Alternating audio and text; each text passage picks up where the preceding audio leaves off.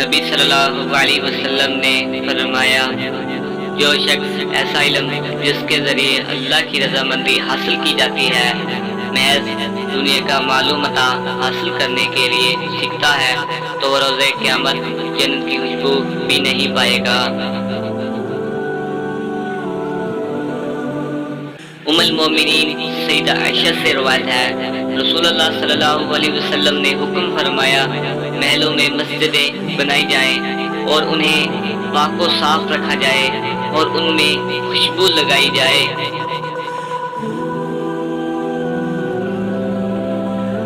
نبی صلی اللہ علیہ وسلم نے فرمایا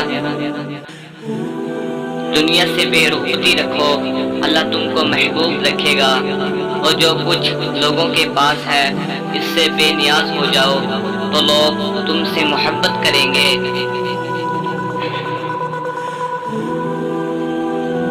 نبی صلی اللہ علیہ وسلم نے فرمایا جو شخص اللہ کی رضا کی خاطر جس شخص سے محبت کرتا ہے تو وہ اپنے رب عز و جل کی تکریم کرتا ہے۔ رسول اللہ صلی اللہ علیہ وسلم نے فرمایا جو مومن اپنے بھائی کو کسی مصیبت پر تسلی دیتا ہے تو اللہ تعالیٰ قیامت کے دن اسے عزت کا جوڑا پہنائے گا۔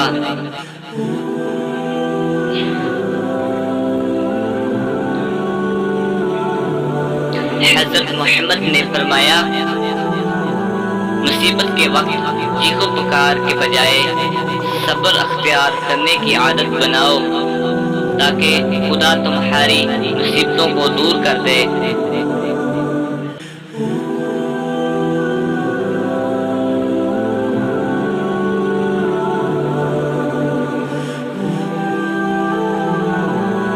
رسول اللہ صلی اللہ علیہ وسلم نے فرمایا کامیاب ہو گیا وہ شخص جس کو اسلام کی ہدایت نصیب ہوئی۔